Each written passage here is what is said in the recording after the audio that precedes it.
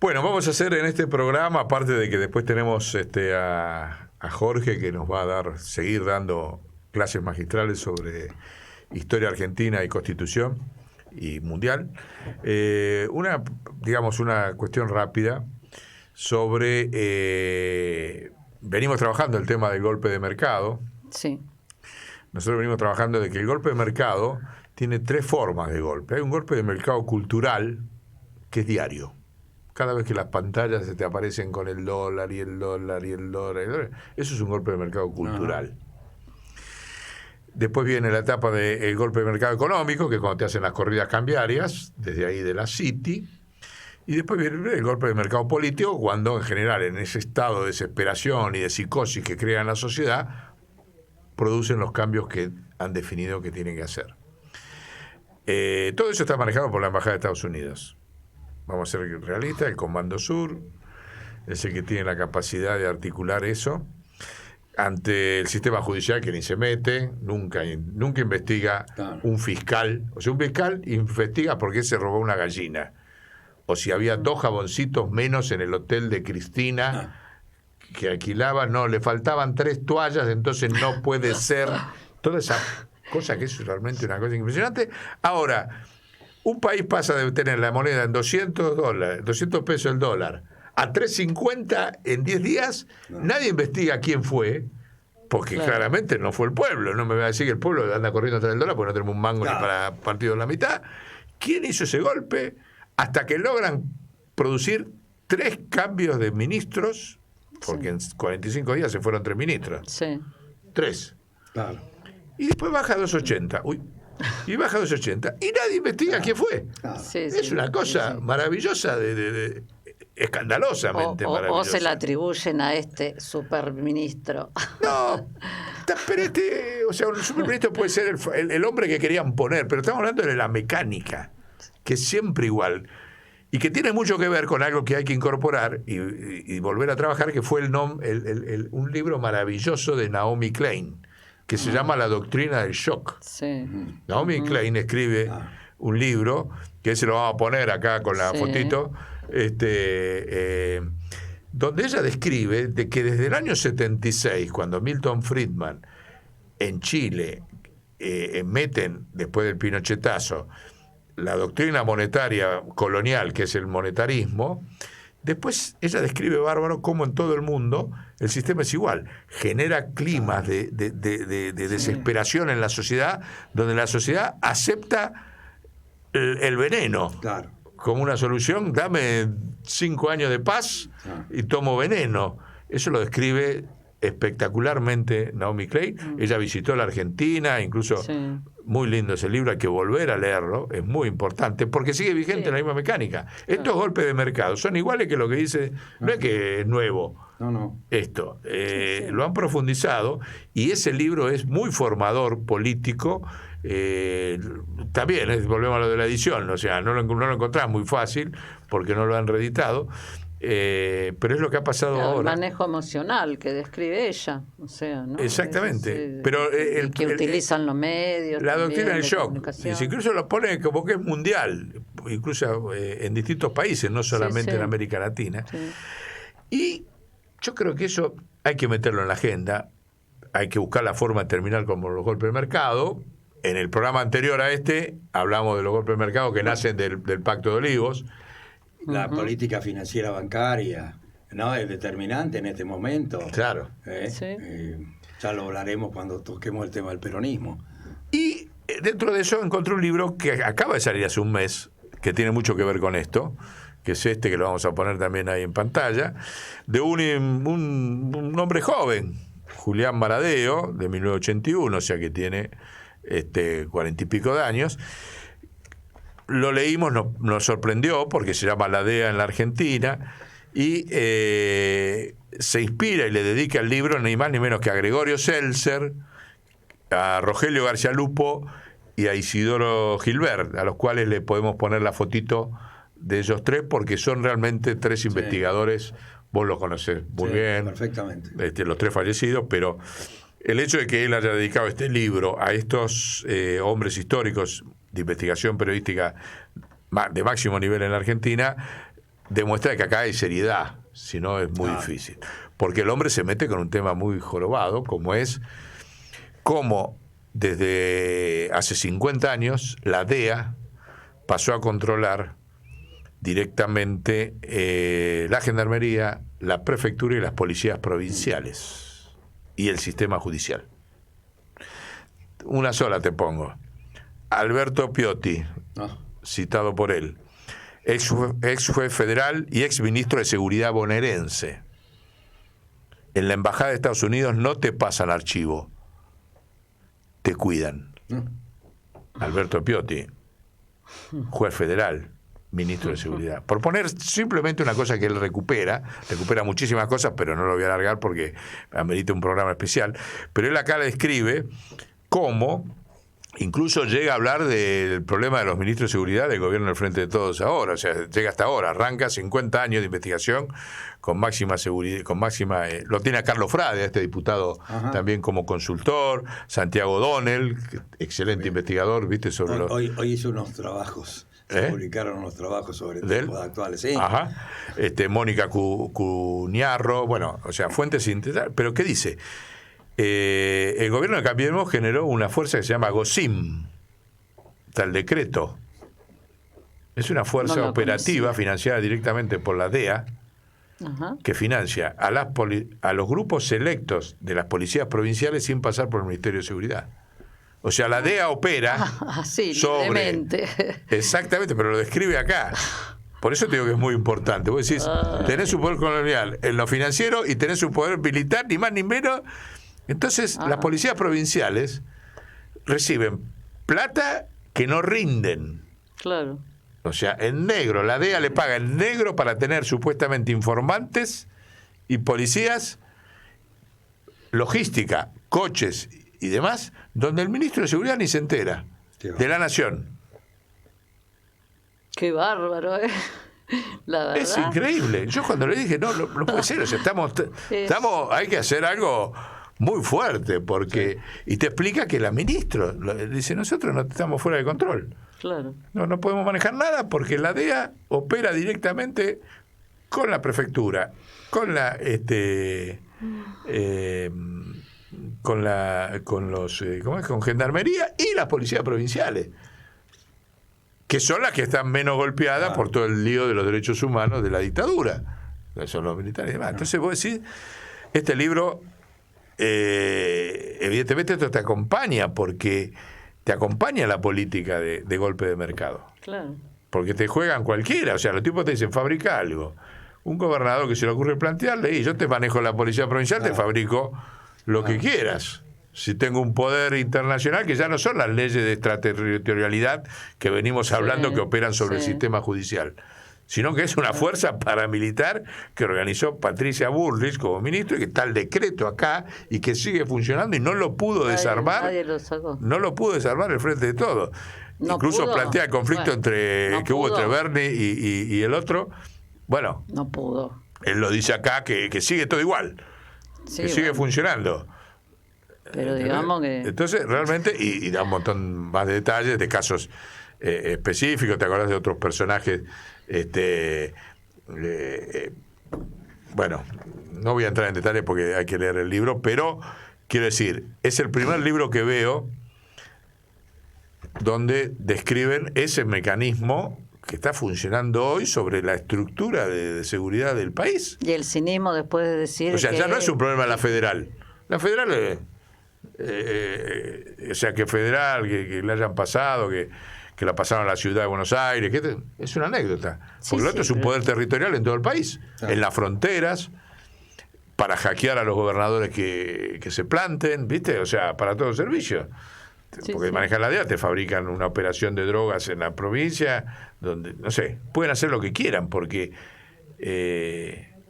así que forma parte también del golpe en la parte cultural, o sea, porque te operan sobre los jueces, ni hablar, acá te lo dicen. Y de lo que tendría que evitar una ley de defensa nacional, digamos. Lo que venimos diciendo, de cómo, pero, o sea, es titánico lo que hay que hacer, Porque los tipos Están metidos Claro. por todos lados. No es, viste, que no, me invadieron como Sandino, me invadieron con los.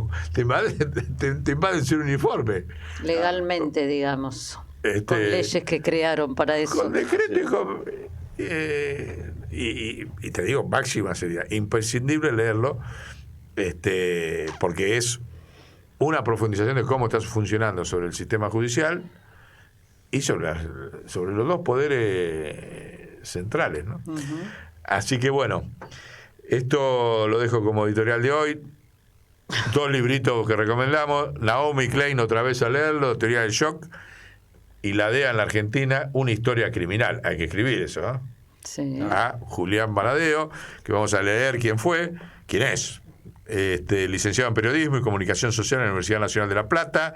Sus investigaciones fueron publicadas en Página 12, Tiempo Argentino, Le Monde Diplomatique, publicó en España, Infobae, Chequeado, la revista Crisis, Anfibia y Noticias.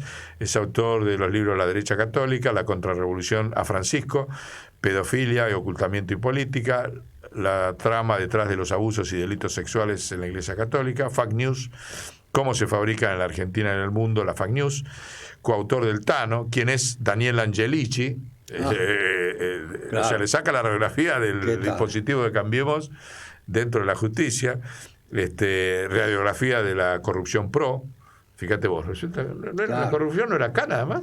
Resulta que hay un libro de la corrupción pro y no sale en ningún lado.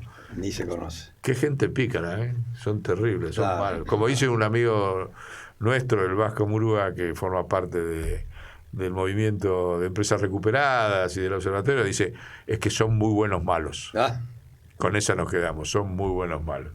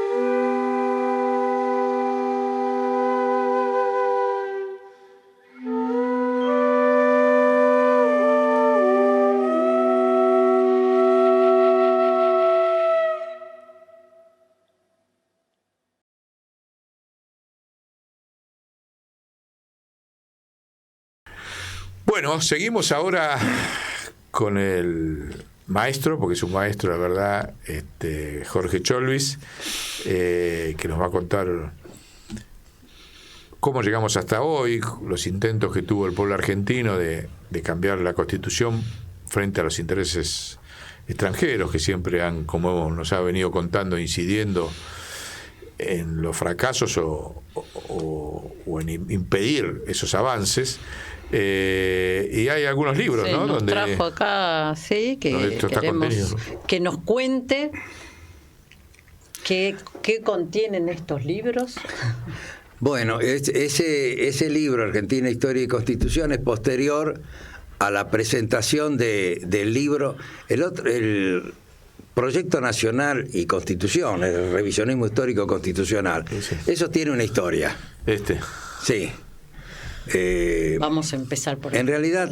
Dedicamos unos minutos a los libros y después volvemos a la Constitución. Es muy importante porque también podemos traer a nuestro tiempo a un gran constitucionalista y patriota como fue Alberto González Arzac.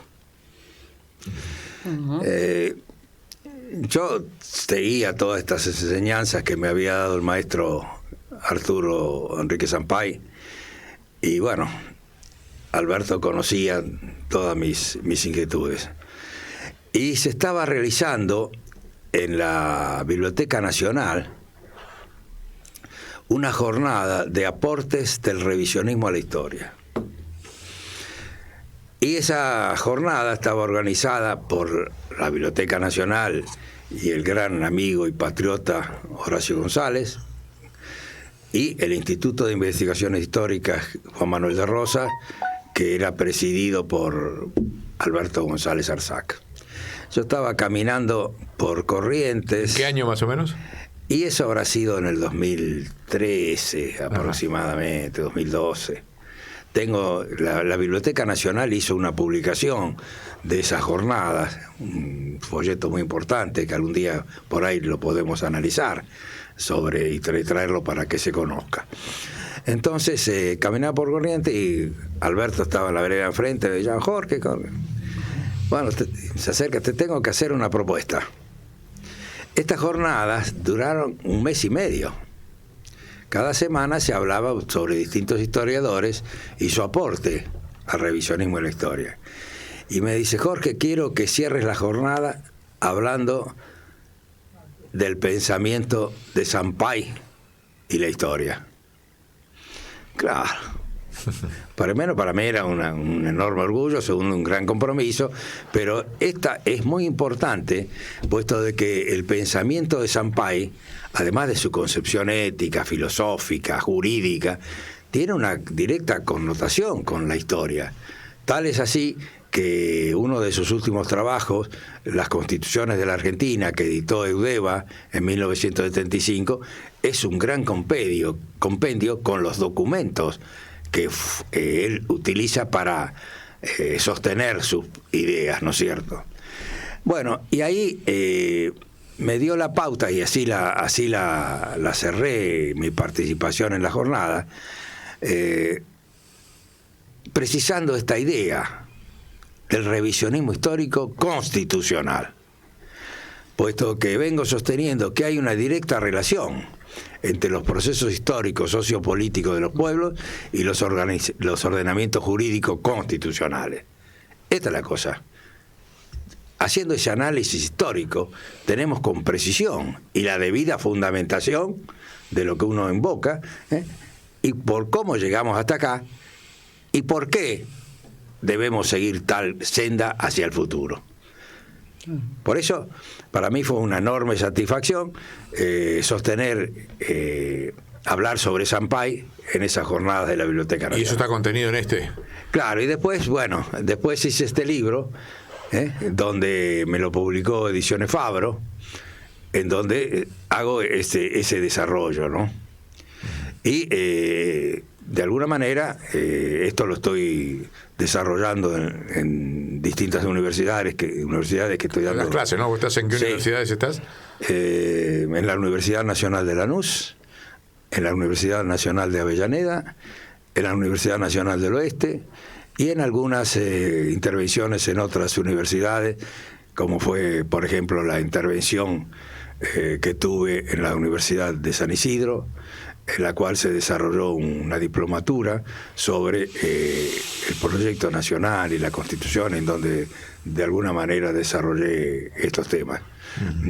Así que, pero bueno, y el otro, Argentina, Historia y Constitución, es una edición del año 2021, en la cual en 2 tomos desarrollo toda la historia con una visión referente al tema constitucional, desde las actas capitulares de mayo hasta nuestros días.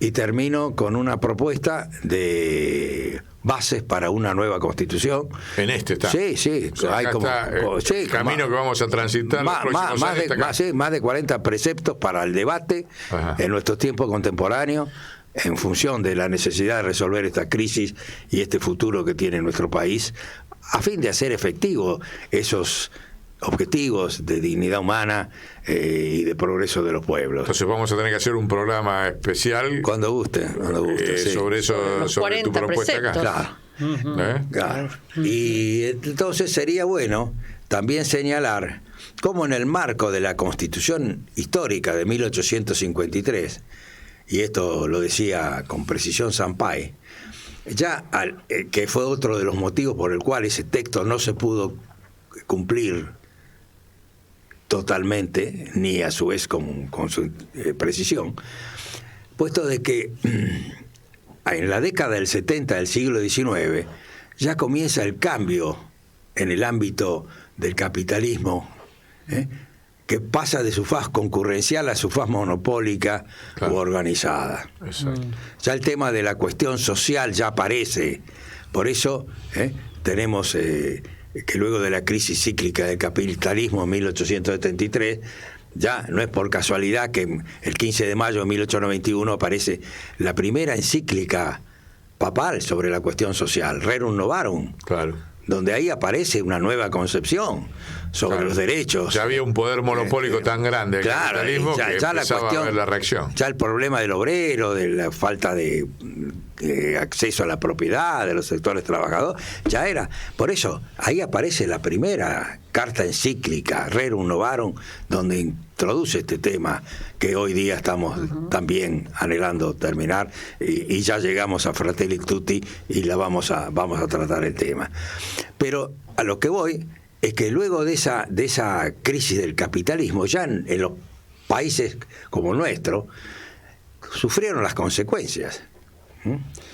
Y después de esa etapa de Juárez-Selman, de privatizaciones, de extranjerización, de empréstitos, viene la crisis del 90. Ya solucionado el tema de la capital federal, que tampoco tengo tiempo para tocarlo ahora. Pero esta aparición de la Unión Cívica en una primera instancia, pero al poco tiempo la presencia de Hipólito Yrigoyen, ya le da otro rol, otro cariz a ese. Ya empieza a haber un protagonismo del pueblo. A ese protagonismo del pueblo. Yrigoyen representó a esas nuevas clases sociales que estaban acercándose a la gran urbe, esos inmigrantes, esos trabajadores, y lleva adelante ese objetivo de una nueva interpretación constitucional.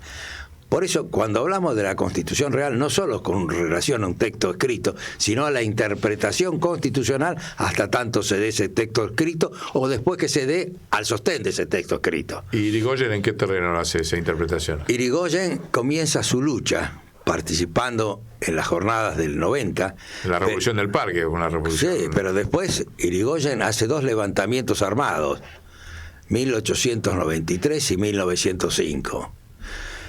Levantamientos armados que fueron vencidos. Y ahí Yrigoyen no claudica y pone en marcha lo que se denominó la abstención revolucionaria. Y con esa abstención revolucionaria, sectores de la oligarquía se dieron cuenta que así la cosa no podía seguir y trataron de incorporar al radicalismo al esquema. Por tanto, ahí viene la presencia de Yrigoyen en las exigencias para que ello ocurra y los pactos que se realizaron y se denominan Roque Sáenz Peña e Yrigoyen, en los cuales se iba a poner en marcha aquello que dio como resultado las leyes electorales, no las leyes electorales, aquellas que daban al voto universal masculino, obligatorio y secreto, a la libreta de enrolamiento como instrumento, a la justicia electoral y demás. Pero es indispensable señalar, y esto bien lo evidencia Sampaio, un punto que sostenía Irigoyen, que en esos pactos no se cumplió. Irigoyen era consciente que las oligarquías lugareñas, por estas formas indirectas de designar a los miembros del Congreso, le iban a traer problemas en sus posibles políticas futuras. Provinciales, ¿te referís? Claro, Irigoyen sostenía la intervención de las provincias. Aquí que eso no se cumplió, y una vez que ¿No se cumplió? No. ¿En qué sentido? Que no se quiso hacer las intervenciones de las provincias. Por eso el tema de la relación con las provincias, y ya lo vamos a ver, la directa relación que tuvo con el golpe de Estado el 6 de septiembre. Sí. Entonces Irigoyen lo plantea al seno del radicalismo, que hace si se presentan o no, aunque no se ha llevado adelante la intervención de las provincias, se decide que sí, que el radicalismo se presente. En realidad, los sectores oligárquicos tenían la perspectiva de que no iba a triunfar el radicalismo, pero igual en la primera elección provincial que ya se dio en 1912 en Santa Fe, triunfa el radicalismo. En esa relación que vengo señalando entre la Constitución escrita y la Constitución real, le explota al radicalismo el tema del grito de Alcorta. Precisamente esos colonos que estaban luchando con esos contratos leoninos de alquiler, que en fin era una situación de explotación total, y lleva a que se levanten en un latifundio en Santa Fe que se llamaba La Sepultura, precisamente. La Sepultura. Así es. Esto lo tengo desarrollado. Ahí se levanta el grito de Alcorta. Claro, ahí. La Sepultura. ¿De quién era? ¿Te acordás? No. La Sepultura. Ahí se realizaron una serie de reuniones en distintas localidades del sur santafesino. Bueno, nace la Federación Agraria y demás. Pero bueno, a nivel nacional, las primeras elecciones, en 1916, triunfa Irigoyen. Esto del grito de Alcorta algún día lo podemos ampliar también, Sí, anotémoslo. Con mucha precisión, Yo, es más, tengo textos publicados al respecto. Y es más, suma actualidad, como comprenderás. Sí.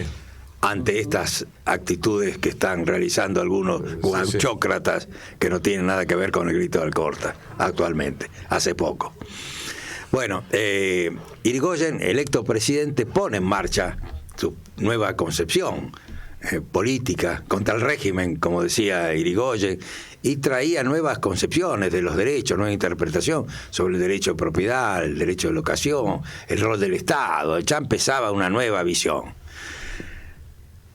En el Senado de la Nación, y aún al principio la primera composición de la Cámara de Diputados, tenía grandes resistencias, como la que de alguna manera el ejercicio del quórum también actualmente el gobierno nacional va a sufrir.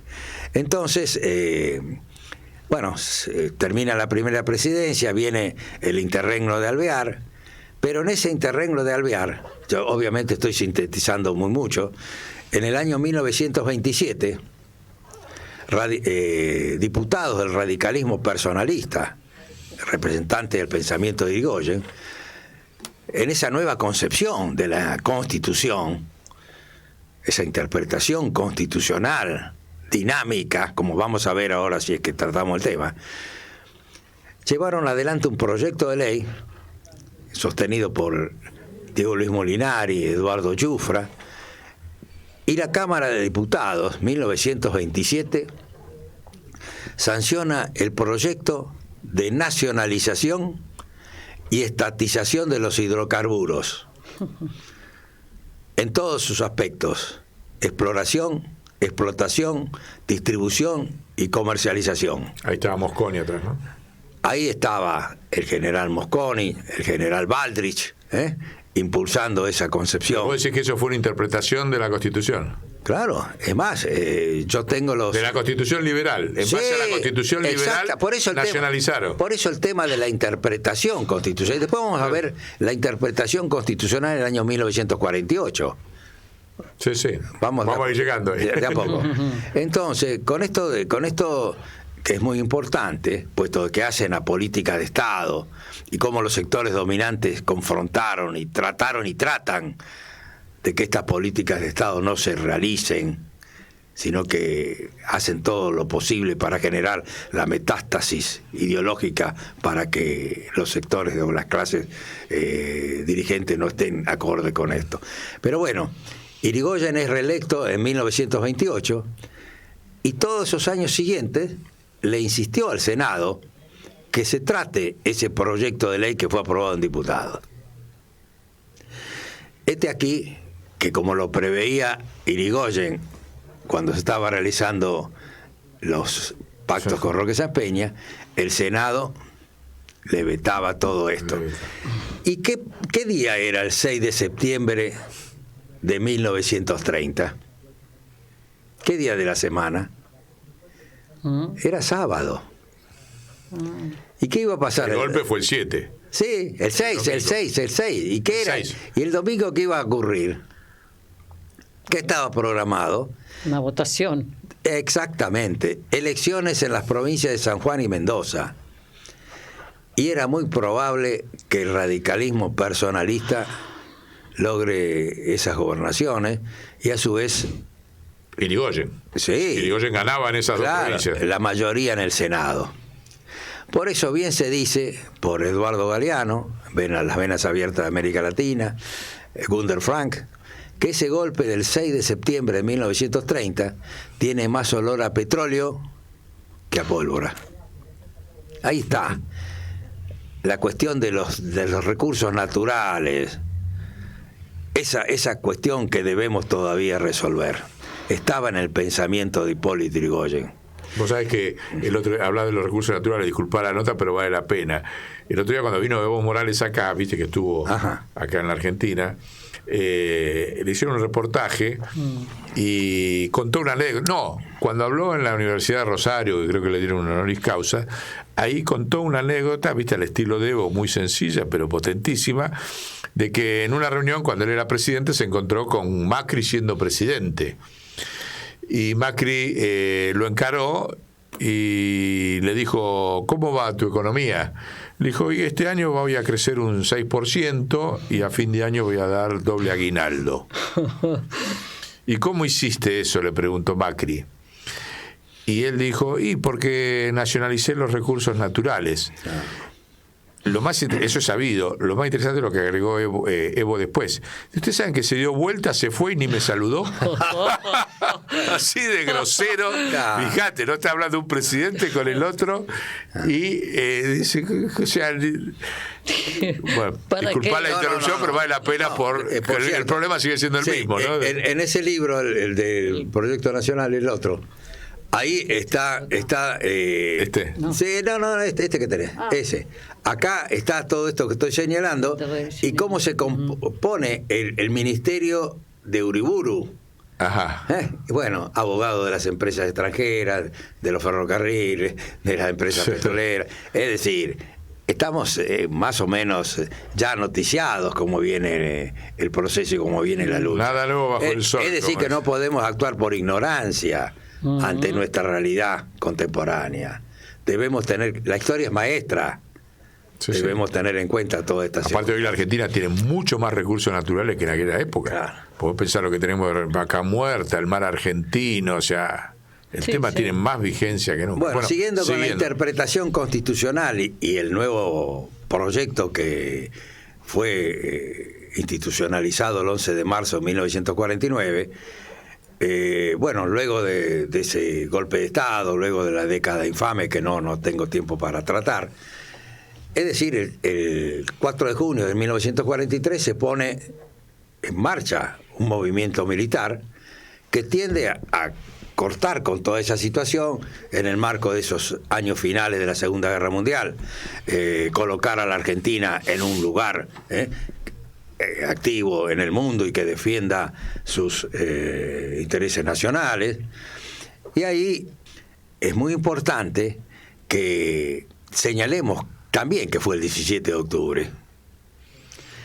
El 17 de octubre no solo fue esa importante movilización obrera en las calles no solo de la Ciudad de Buenos Aires, de todo el país, en función de la libertad del coronel Perón y a su vez de las políticas sociales, sino que a su vez el 17 de octubre de 1945 fue el primer signo del cambio de constitución real en la República Argentina. Bueno, eso es o sea, vos decís que el 17 de octubre fue... Ahí en el ámbito de la Constitución real va cambiando la relación de poder. Por eso la importancia de las figuras, el conductor, el proyecto, las políticas.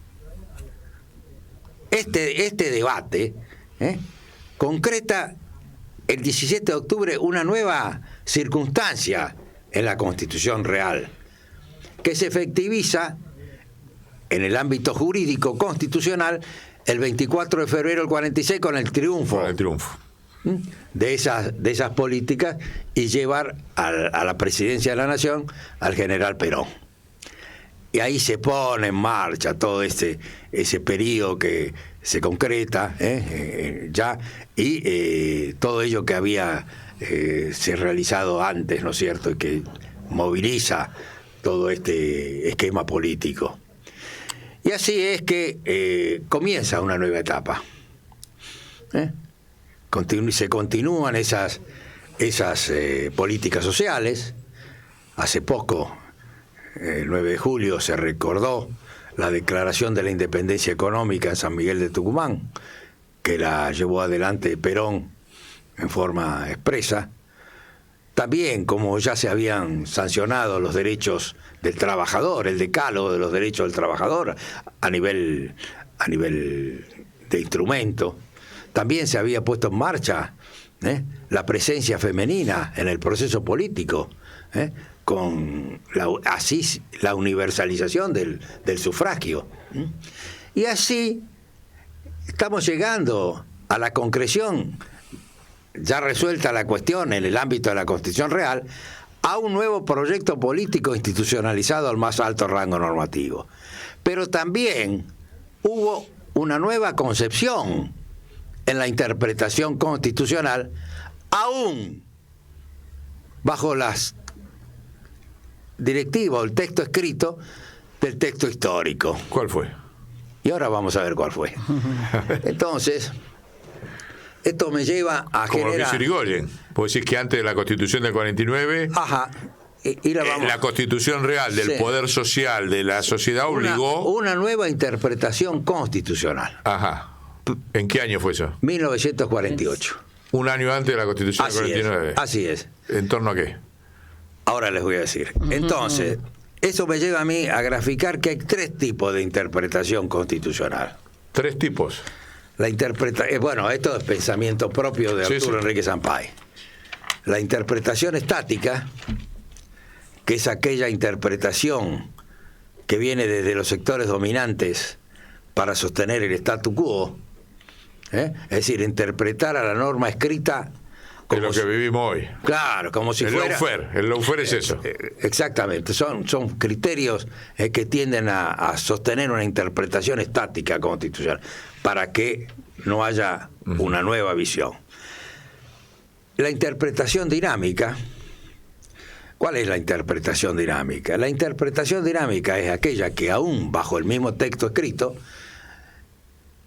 y cuestionada por una realidad social, económica y política distinta, lleva a que se interprete de otra manera. Todo texto escrito... Sería el caso Swift del TEC. Sí, por ejemplo. Bueno, ese es el 75. Discúlpeme, profesor, pero estoy queriendo ver si vos viene en el examen. Ya vamos a llegar. Esos fueron los grandes fallos de la Corte Suprema de la de 1973-76. Eso también hay que tratarlo. Pero bueno, estando en el año 48, no, antes, estamos en la interpretación dinámica.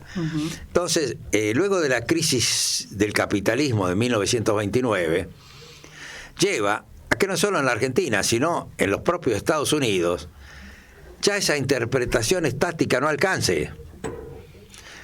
En Estados Unidos aparece Franklin Delano Roosevelt, que era gobernador del estado de New York, luego presidente de Estados Unidos, New Delhi, que tampoco lo puedo desarrollar, pero sí me quiero referir a que el problema de la vivienda ya merecía otra interpretación, no esa de la Revolución Francesa, derecho perpetuo e inviolable del propietario, no, ya la nueva realidad condicionaba esa interpretación y hacía merecedora de otra interpretación.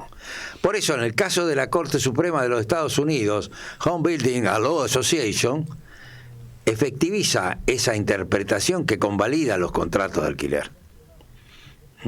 O sea que ese derecho del locador absoluto, perpetuo e inviolable ya no era tan, puesto que estaba el derecho del locatario a tener su vivienda. Y así nuestra Corte Suprema también comienza a efectivizar en esa década del 30 esa interpretación dinámica. Interpretación dinámica. En el periodo conservador, o sea, la década infame, aún dentro de la década infame, así es. Lleva a convalidar esta cuestión de los contratos de alquiler, las moratorias hipotecarias, pero además da una nueva concepción a la intervención del Estado en el proceso económico. Ustedes tendrán presente, ahí aparecen las juntas de grano, la junta de carne, y aparece en 1936 el Banco Central como institución sui generis y con la presencia del capital inglés adentro. Ya vamos a hablar del Banco Central. Entonces, esa interpretación dinámica tenía una particularidad que trae también otro concepto de lamentable actualidad para nuestro tiempo, que es el concepto de emergencia. Ya ese concepto de emergencia comenzó luego del golpe de Estado del año 30, en unos debates del Senado de la Nación, cuando se iba a ver qué ocurría con esos decretos de los impuestos a los réditos que se empezaban a sancionar en ese tiempo, ¿no? Y donde ahí aparece el concepto de emergencia, y ahí Bravo y otros, Matienzo en el Senado le dicen, sí. De emergencia económica. Claro, acá, pero además le dice... ¿Eso con la interpretación que hace la Corte también? No, pará, esto es antes, antes. No, quiero referir a lo que le decían en el Senado a esa normativa. Sí, acá es todo de emergencia. Los impuestos son de emergencia, la moral es de emergencia. Bueno, hoy día, entonces, esa interpretación de la Corte utilizaba este concepto de emergencia. Es decir, que convalidaba la intervención del Estado en el proceso. Por emergencia. Perfecto. Si las cosas se solucionaban, el Estado no intervenía más.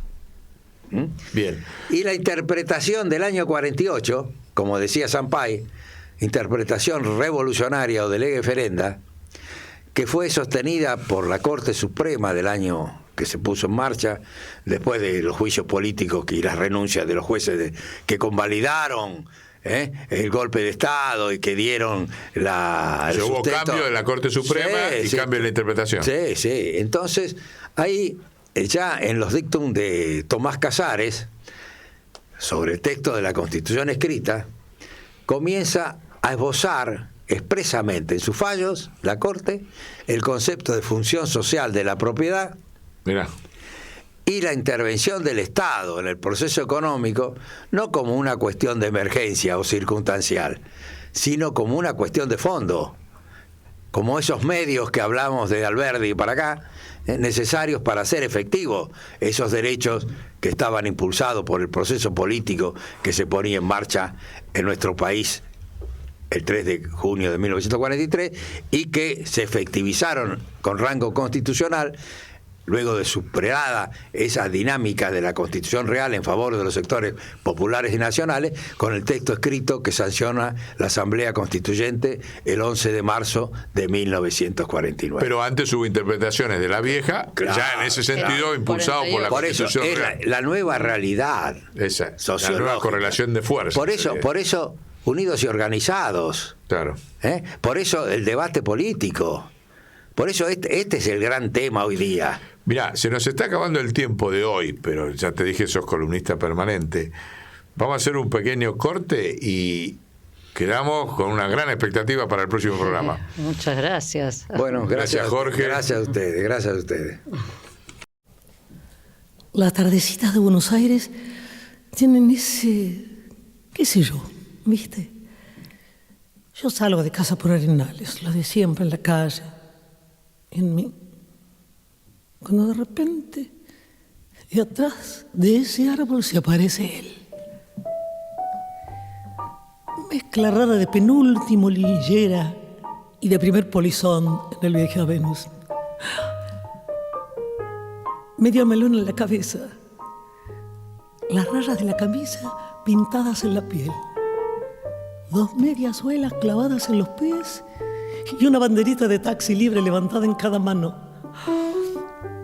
Parece que solo yo lo veo, porque él pasa entre la gente y los maniquíes le guiñan, los semáforos le dan 3 luces celestes y las naranjas del frutero de la esquina le tiran azares. Y así medio bailando y medio volando, se quita el melón, me saluda, me regala una banderita y me dice: ya sé que estoy piantao, piantao, piantao. ¿No ves que va la luna rodando por Callao? Que un corso de astronautas y niños con un vals me baila alrededor. Baila, vení, volá. Ya sé que estoy piantao, piantao, piantao. Yo miro a Buenos Aires del nido de un gorrión y a vos te vi tan triste, vení, volá, sentí el loco berretín que tengo para vos. Loco, loco, loco, cuando anochezca en tu porteña soledad, por la ribera de tu sábana vendré con un poema y un trombón a desvelarte el corazón.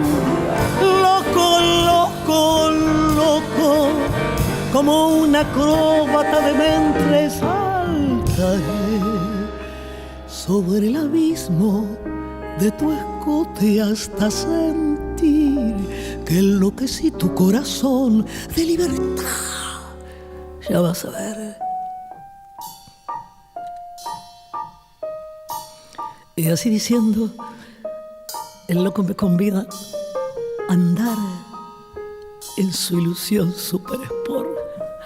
Y vamos a correr por las cornisas con una golondrina en el motor. Del manicomio nos aplauden: ¡viva, viva, viva los locos que inventaron el amor! Y un ángel, un soldado y una niña nos dan un balsecito bailador. Nos sale a saludar la gente linda. Y el loco mío, qué sé yo, provoca campanarios con la risa. Y al fin me mira y canta a media voz: quéreme así, piantao, piantao, piantao. Trépate a esta ternura de locos que hay en mí. Ponete esta peluca de alondras y volá, Volá conmigo ya, volá, vení, volá. Quéreme así piantao, piantao, piantao.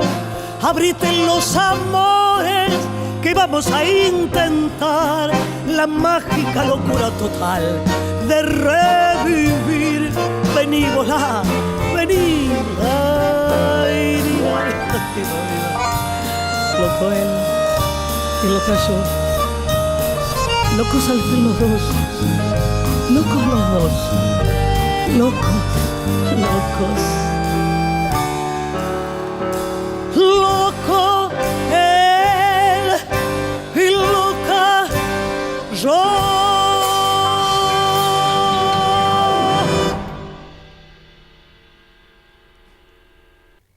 Amiga Sonia. Sí. Amigo Jorge. Hola. Amigo Guillermo, amigo Hola. Jorge. Sonia, Estamos Guillermo. muy ceremoniales. Muy ceremoniales. Programa 25. Por ahí nos dirán qué significa el 25. Esperemos que ahí el amigo acá que trajo mariposita el otro día, a ver que ahora... A ver qué sale. ¿Qué sale? Bueno, queda en sorpresa. Mientras vamos viendo que este programa, bueno, con Jorge vamos a seguir trabajando los temas de la Constitución y los temas de la patria. Y hoy acordamos de que después vamos a hacer un compilado con lo que va saliendo en cada uno de esos programas. Lo vamos a juntar para que sea un material de capacitación en todo el país. Así es. O sea, que el Nuevo Poder va a tener como primera producción, otras estamos haciendo ahí, ¿no? Ahora las vamos a comentar un poco, el tema de la Constitución, ¿no? Digo que estuvo despertando interés ya todo lo que comentamos ¿Ah, la sí? semana. ¿Qué, Sí, ¿Por qué? sí, ¿Qué te llegó? Y de varias gente de acá, de Capital, de Rosario, que les pareció muy interesante todo Sí, lo que es dijo. un tema que De Mendoza, a nosotros nos dijeron gente, una fiscal quiere... No es que se enojó por lo que dijimos, está jubilada la fiscal, no está en ejercicio, pero bueno, está interesada en venir acá a sumarse al equipo, quiere venir a viajar a Buenos Aires para hacer una Muy charla bien. acá con Jorge y después llevar allá a armar un grupo de trabajo en Mendoza. Y una Bueno, buena noticia también A que ver. leí, digo sobre Chile, ¿qué pasa? que la Asamblea Constituyente es el libro más leído en Chile, es un bestseller. Claro, Mira claro. vos.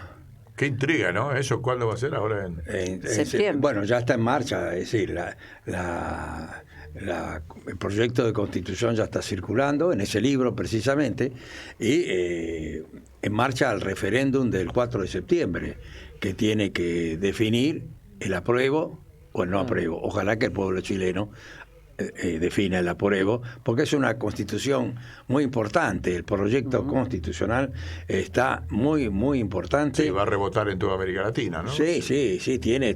Algún día podremos hacer una charla especial sobre Chile y sus procesos constituyentes y la relación de la Constitución del 49 con el proceso constituyente de Chile. Sí, algo dijimos dijiste vos en el primer programa, bueno, pero uno especial. Uno especial. Bueno. Lo que no dijimos el otro día. A ver. Así que es impresionante, Jorge.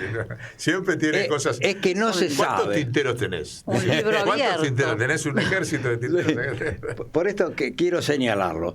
El golpe que le dieron a Salvador Allende fue el 11 de septiembre. El 10 de septiembre ya la Unidad Popular Chilena habían anunciado que el presidente Allende iba a hacer un discurso sobre la nueva constitución que iba a impulsar la Unidad Popular. Por eso el golpe de Estado tiene una directa relación también con esa cuestión. Se frustra ese proceso, como también se frustra el proceso que quizás hoy vamos a hablar. Ahora vamos a hablar de eso. ¿Qué pasó en febrero del año 76? Que Isabel Perón había el mismo proceso que Allende. Claro, declaró prioritaria la Asamblea Constituyente para definir Y cuál ahí era vino el el texto. golpe, Claro. claro. El mes de marzo, un mes después, viene el golpe de Estado. O sea que este tema de los golpes de Estado, de la Constitución, están en el pleno desarrollo de los procesos políticos. Procesos políticos que precisamente los golpes de Estado tienden a sostener el statu quo, el retroceso del proceso histórico, y en realidad los pueblos, con la participación protagónica, sobre todo a través de estas nuevas formas de participación, ya sea a través de la iniciativa, a través de los referéndums, tienen una directa presencia. Y el caso de Chile es muy importante. Es una extensa constitución donde tiene más de 300 artículos, ese proyecto de constitución. Los primeros 113 artículos están referidos a dos partes esenciales. Primero, la primera parte es los principios generales, y la segunda parte, los derechos fundamentales. Ahí está todo el esquema de los derechos que se incorporan en esa Constitución, y que en realidad reflejan una serie de principios avanzados que el pueblo chileno ojalá que los interprete debidamente y confronte con toda esta oleada que hacen los medios de difusión como para que no se apruebe. Si no se aprueba es un drama, porque queda vigente la de Pinochet. Claro, por eso el retroceso histórico. Sí, sí. Es lo que ocurrió también con la Constitución del año 49, claro, en el mes de abril del 56. Y ya veremos también qué ocurrió con la Corte Suprema en Argentina. Ahora vamos a ir por ahí. Ahí nos informan Alberto y Karen que el 25 es la gallina. Ahí estamos en problema. La gallina de los huevos de oro, ¿no? Podría ser la Argentina. Hay algunas cosas interesantes. Claro, la importante riqueza de nuestro pueblo, cómo está drenando hacia el exterior a través de estos esquemas de saqueos que estamos sufriendo y que de alguna manera tenemos que concluir. Así que bueno, esa es la interpretación que hacemos. Vamos entonces al tema de Jorge. Hoy habíamos quedado que vos, vamos después a hablar de la Constitución del 49 y estas etapas, digamos, que siguió después el peronismo en distintas, a lo largo de su vida, siempre intentando cambiar o modificar la Constitución. Vos me decías que de hecho, recién me comentabas que en 170 años de constituciones, hubo 7 años nada más de constitución. Así es. Que no fue liberal y agroexportadora. ¿Qué fueron? La etapa justicialista de la Constitución. ¿Qué proporción? Claro. Esa es la proporción. 7 años. 7 años. Uy. Y por eso... Mirá, hay que empezar con ese tema. Cuando él me dijo eso, a mí me trajo a la memoria un trabajo que estamos preparando con el libro Mi Mensaje. Viste que vamos a preparar algo para eso. Que trabajándolo, esos grandes números como este que vos acabas de decir, ¿no? o de elaborar, que 7 años nada más tuvimos de Constitución Nacional y después siempre constituciones agroexportadoras liberales, no sé cómo calificarlo. Correcto. Y ocultan el gran quiebre histórico que fue la Constitución del 49 con su arquitectura filosófico-política y técnico-jurídica. Claro. Esta es la gran cuestión a debatir. Y por tanto, sigue oculta y tiene un sentido que la Constitución siga oculto. Es el predominio de los sectores dominantes para que el pueblo no tenga esa capacidad de discernir sobre esta cuestión constitucional y que a su vez, a ver si me lo olvidé en la... A ver, esa para mostrarla a la cámara. Ahí está. A ver, vos, que no sé ahí cerquita, ponela cerca de ahí, desde acá no la ver, habría que pararse, o me para vos, me paro yo. Sí. Que eso, el peronismo... Claro, hacían chiquitos para que cada trabajador tuviera la Constitución, ¿no? Claro, este es otro aspecto importante de la Constitución. La bolivariana la hicieron. Claro. La Constitución de la República Bolivariana de Venezuela en 1999. Por eso copió a Perón. Claro, entonces, y es más, el comandante Chávez tenía su gran concepto sobre la Constitución del 49 y por eso venimos señalando que la Constitución del 49 es el pórtico para las nuevas constituciones, que ya lo vamos a desarrollar con más detalle. Pero esto es importante para hacer real, concreta, una de las facetas de la Constitución, que es el rol docente que debe tener una Constitución. Esto que es un proyecto político institucionalizado al más elevado rango normativo, se sintetiza en este texto escrito y por tanto es indispensable que se pueda tener en el bolsillo. Claro. Es el rol docente de la Constitución para que esté a manos de todos los Que uno sectores lo pueda populares. discutir en su trabajo, Por no tenga eso, ni una biblioteca, ni una academia, nada. Es más, esto debe estar en las manos del pueblo. No es solamente materia de abogados, al contrario. Una constitución refleja un proyecto político institucionalizado al más alto rango normativo y por tanto debe estar en conocimiento del pueblo. De esa forma el pueblo tendrá la suficiente capacidad de discernimiento ante el lawfare, ante todas estas falacias que le generan y que los medios de comunicación. Por eso, el rol docente de la Constitución debe estar en manos del pueblo. Sí, Claro, sí. ahí eso me hace acordar bueno, ¿te acordás que en alguna época estaba algo con esa característica, pero no era Constitución? El libro verde de Gaddafi Claro. También. y el libro rojo de Mao. Así es. El libro, así pues es. es que hay una anécdota muy interesante del libro verde de Gaddafi que tendríamos que confirmar. Bueno, de hecho me la confirmaron el gringo Michetti, el secretario general de Gráficos, de que Ongaro decía sin vueltas que él había escrito el libro verde en el exilio, cuando se fue al exilio en la dictadura militar. Él fue varias veces a Libia y tuvo una gran relación con Gaddafi, y que él redactó junto con Gaddafi el libro verde. Ongaro, mirá, eso está borrado. Claro. Yo tuve y tenía esas características chiquitito también, Claro. que era fácil de lectura Sí, para que el pueblo lo llevara en los bolsillos. Eso habría...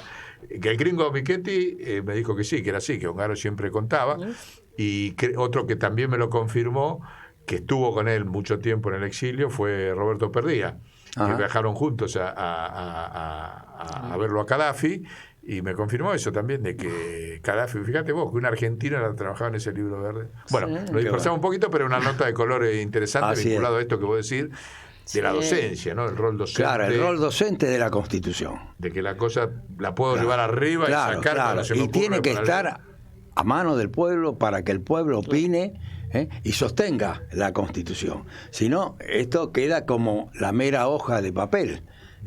Por eso es determinante la participación protagónica. Tiene que estar en las manos del pueblo. Claro. No Y a su vez de sus sectores dirigentes. Seguro. Por eso, cuando hablemos de la Constitución del año 49, veamos cómo ha sido olvidada por la dirigencia política. Y bueno, ¿por qué no seguimos por ahí? Cambiamos el orden. Sigamos con el plan y después hacemos en el corte la segunda parte del informe de las Naciones Unidas. ¿Te parece? Bueno. Entonces empezaríamos del principio. Luego de la década infame que padeció nuestro país y que se logra terminar a través del movimiento militar del 4 de junio de 1943, ahí comienza una nueva etapa en la República Argentina.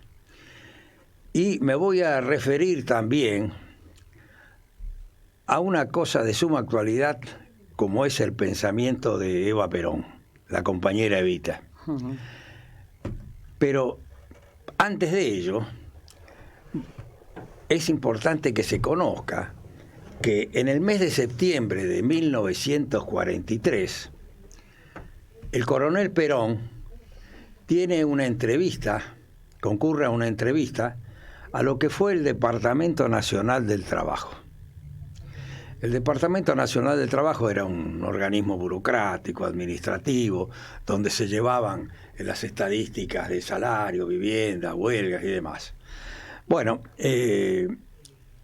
Figuerola, el Figuerola que estaba en ese tiempo con Perón, en el Consejo Nacional de Guerra, etcétera, etcétera, y que impulsó también los planes quinquenales y demás, en ese momento era el que tenía a cargo el Departamento Nacional del Trabajo. Y en uno de sus libros escribe Figuerola qué fue lo que más le impactó al coronel Perón, que iba a ser una entrevista formal, meramente formal, y aquí que dura hasta altas horas de la noche. Y Figuerola transcribe que lo que le impactó al coronel Perón fue el estado social en que se encontraban las clases trabajadoras en la República Argentina.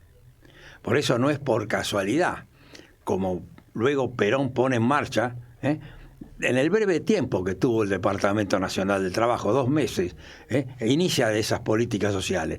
Y no es por casualidad que ese Departamento Nacional del Trabajo en diciembre del 43 ya no es más Departamento Nacional del Trabajo, es Secretaría Nacional de Trabajo y Previsión, a donde se impulsan estas políticas sociales que estaba anhelando el pueblo argentino y las medidas económicas para resolver la vigencia de esos derechos. Por tanto, también es importante señalar con este tema de la Secretaría Nacional de Trabajo y Previsión que luego de ser electo Perón como presidente de la República, la que ocupa el lugar en la Secretaría Nacional de Trabajo y Previsión es la compañera Evita. Y por eso, desde esa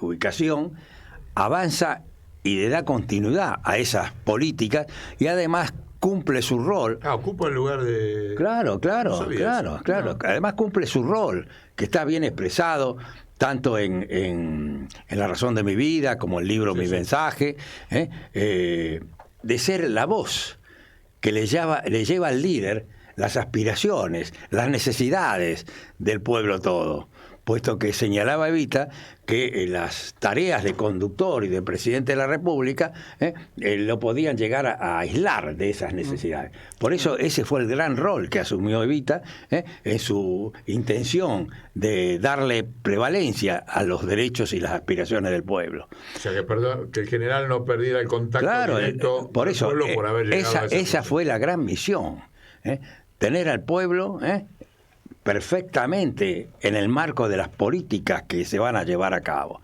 Y así fue que lo desarrolló con toda precisión.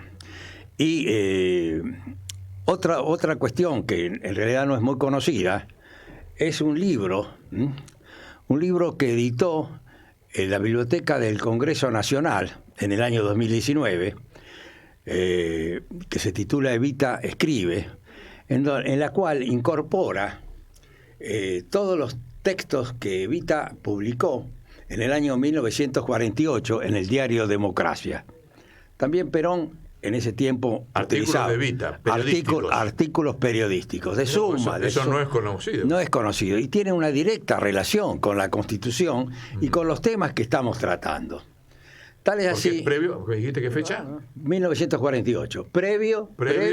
Previo a la Asamblea Constituyente. A la Asamblea Constituyente. Claro. Y habla Evita ahí de la Constituyente. Exactamente, sí, ponen. No solo habla, sino que Evita ya había tenido una entrevista en el año 48 con los dirigentes sindicales. En la propia CGT, el edificio que inauguró Evita, de Azopardo Independencia. Sí. Bueno, ahí Evita ya le decía a los dirigentes sindicales que es indispensable consolidar estas conquistas en el marco de un nuevo proyecto. O sea que era una definición expresa, y esa definición expresa está escrita en estos artículos del diario Democracia. ¿Recordás algo así sustancial? Por ejemplo, ya cuando venía el tema de la elección para la convocatoria a la Asamblea Constituyente, que fue el tercer proceso electoral que se desarrolla ya con el peronismo en el gobierno después del 24 de febrero del 46, ya ahí sostenía Evita la necesidad que en esas elecciones el pueblo dé la respuesta favorable a este proyecto. Y ahí señalaba, en ese y otros artículos, cómo el pueblo no podía seguir enmarcado en ese texto de 1853, con ese esquema liberal agroexportador, que asfixia y ahoga al pueblo argentino, puesto que es la senda para llevar adelante medidas contrarias a lo que en realidad el pueblo precisaba. Esto está escrito por Eva Perón. O sea que y olvidado por... totalmente qué impresionante, totalmente, ¿no? Por eso es una edición de la Biblioteca del Congreso Nacional. Vamos a tratar de recuperarla, sí, ¿no? Yo tengo el texto y ver que empieza a circular, ¿no? Porque eso no es sabido. No, para nada. Bueno, ahí también en esos artículos Evita señalaba el importante rol de la mujer. Claro, claro. Y que por eso, dado que el voto femenino ya estaba sancionado y demás, y entonces que la nueva Constitución debía darle las estructuras jurídico-constitucionales acorde a la presencia de la mujer. Así que va definiendo esos textos que en realidad debían ser reflejados en la Constitución. Y que después, el 11 de marzo del 49, la Argentina lo tiene aprobado por una asamblea constituyente soberana. Ahora, vos fíjate que vos también trajiste, permitime que te salte un poquito en el tiempo, desde el 48 a otra cosa que descubriste, que lo tenés en tus libros, del rol de otra presidenta o otra mujer líder, como fue, con todas las polémicas que sabemos que tuvo en torno, Isabel Perón en torno a eso, ¿no? Obviamente. O sea, tenemos a Evita escribiendo sobre la necesidad de la constituyente. ¿Y Isabel Perón? Claro, esto en realidad lo debemos señalar. El peronismo, después del bando militar del año 56, que deroga la Constitución, intentó restablecer, a través de la figura de Perón, y el caso que mencionás de Isabel Martínez de Perón, en 3 oportunidades restablecer una nueva Constitución en la Argentina. ¿En qué años? El primero de todo fue el acuerdo que llevó adelante Frondizi con Perón. Ese acuerdo que también intervinieron Frigerio, John William Cook. En realidad el que lo redactó a máquina fue Enrique Oliva, François Lepot. Enrique Oliva, mira. Sí, le hicimos un homenaje en el programa, Enrique Oliva. Sí. Bueno, a mí tuve la oportunidad de hablar con él. ¿Ah, sí? Sí. Ahí nosotros conocimos a la hija. Y él escribió, él redactó a máquina, el acuerdo entre Perón y Frondizi. Por eso el acuerdo existió y no se cumplió. Así que, pero en ese acuerdo, Perón, luego de señalar que iba a aprobar o apoyar a la elección de Frondizi como presidente, establecía los compromisos de Frondizi. Y en el artículo 9 de ese acuerdo establecía que, de ser electo presidente, en el lapso de 2 años debe convocar o se convocaría a una asamblea constituyente para modificar todo aquello que se oponga al bienestar del pueblo y a la grandeza de la nación, como fue el concepto, el principio que institucionalizó la ley 13.233, que es la que puso en marcha el proceso constituyente en el año 48-49. O sea que ya Perón señalaba, con todas las letras, y está escrito, la necesidad de dar continuidad a un proyecto constitucional soberano y digno para la República Argentina. Después, dado que esto, bueno, es toda una etapa. no cumplió el pacto. No se cumplió, y además vino una etapa de gobiernos débiles, con proscripciones, con golpes de Estado, con la prevalencia de la supraconstitucionalidad de facto. Ya en algún momento podemos desarrollar qué significó la supraconstitucionalidad de facto. Pero supraconstitucionalidad de facto. Ajá. Y bueno, también ahora me parece oportuno hablar del Poder Judicial sobre este tema. Aquí que cuando se habla de los golpes de Estado y la actitud que tuvo el Poder Judicial con la acordada del 10 de septiembre de 1930, que convalida ese golpe de Estado con una serie de principios que esbozaron y que luego fueron sostenidos por la doctrina constitucional. Pero aquí que no está debidamente conocida cuál fue la actitud de la Corte Suprema de Justicia de la Nación, que había instalado el régimen de facto, en el año 56. En el 56, un año después de la fusiladora. Claro. ¿Qué pasó con la Constitución del 49 ante la Corte Suprema? Esto tampoco está tratado. ¿Por qué? Y porque es otro ocultamiento, no solo de la naturaleza del Poder Judicial, cómo está frenando los procesos, sino cómo sirve de instrumento para los sectores dominantes y del restablecer el statu quo. Por ello, me voy a permitir señalar que la Constitución del año 49, hasta el mes de abril de 1956, era la Constitución en vigor. Por esa Constitución juró el general Lonardi, juraron sus ministros y juraron los jueces de la Corte Suprema de Justicia. ¿Aramburu también? Lonardi. Lonardi. Claro. Lo que pasa de que a Lonardi, el 13 de noviembre, le dan el golpe dentro del golpe. El golpe dentro del golpe. Claro. Entonces, ahí en realidad empieza a funcionar un organismo que tampoco está muy debatido o muy conocido, que es la Junta Consultiva Nacional. Esa Junta Consultiva Nacional, que era una especie de organismo consultor, funcionaba como un senado en el propio... Un poco lo que hizo la dictadura de la genocida, como hizo la CALTA. Claro. Por eso es el disfraz político ideológico que le ponen para engañar.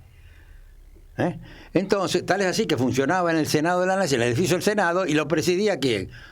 El vicepresidente de facto, el contraalmirante Isaac Rojas, que vamos a ver después cuál fue su actuación con relación a este tema constitucional. Pero para no irnos demasiado, estamos hablando del tema de la Corte. La Corte Suprema, hasta el 23 de abril, en sus fallos, citó a la Constitución Nacional de 1949, 23 de abril de 1956. Entre el 23 de abril y el 3 de mayo, en sus fallos, no invocó ningún artículo constitucional.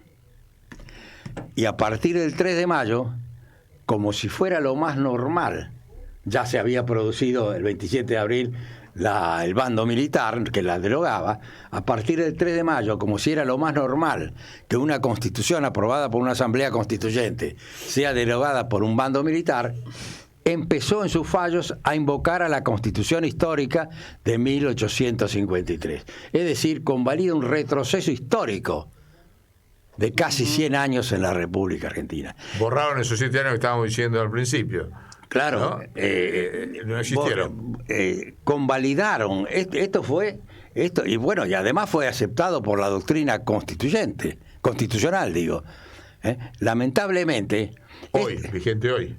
Hoy se sigue enseñando como... Por eso, esto lo puedo decir con énfasis, puesto que he realizado una investigación en los fallos de la Corte Suprema, y en mis libros, el revisionismo histórico constitucional, están con debida precisión los tomos y folios de la Corte, los nombres de las partes, y las páginas en las cuales están los fallos.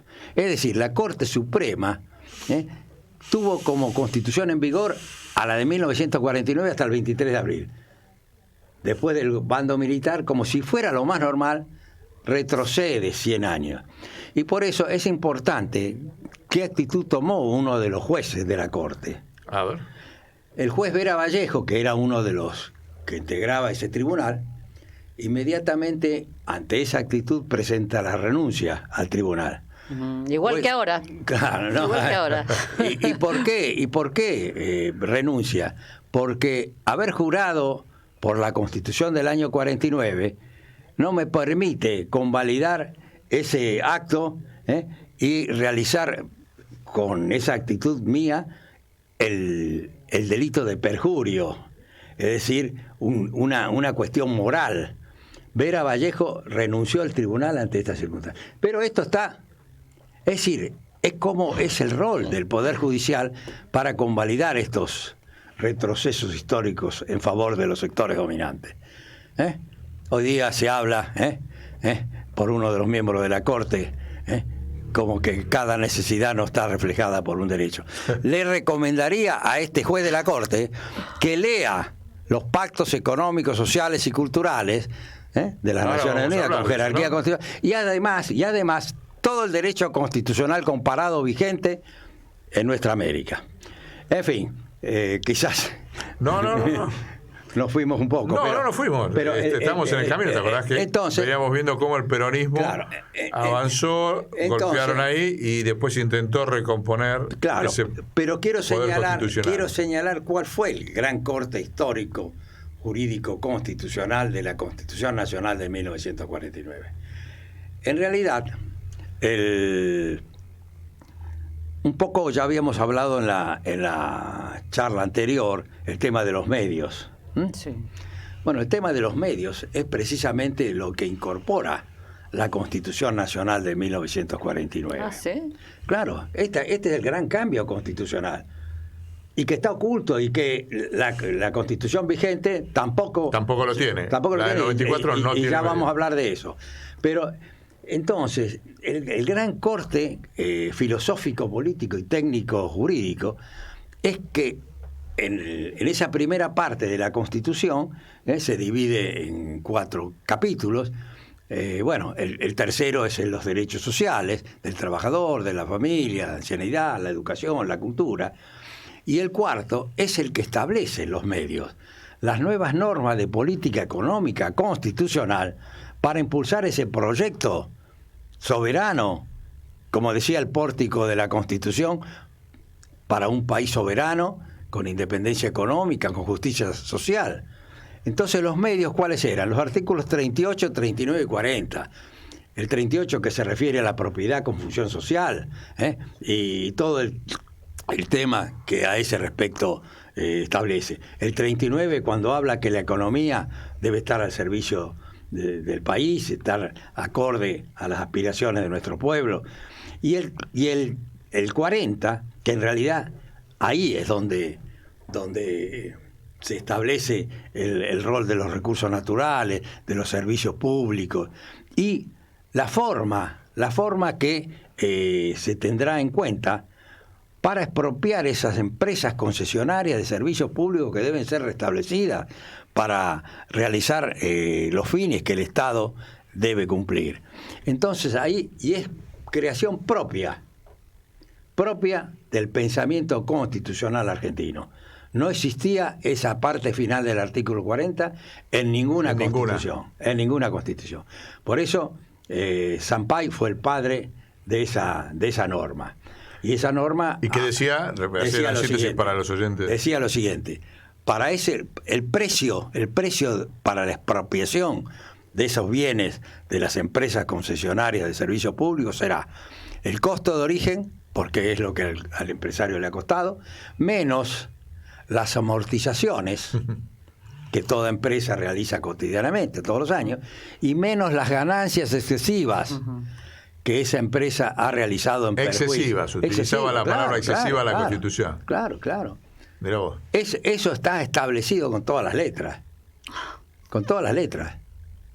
Y ahí, como bien decía Fermín Chávez, en el artículo 40 están los huevos volteros para el golpe de Estado del 55, que es también lo que le dieron a Salvador Allende, puesto de que, brevemente, Salvador Allende, en el año 1971, incorpora expresamente los principios del artículo 40 a la Constitución de Chile.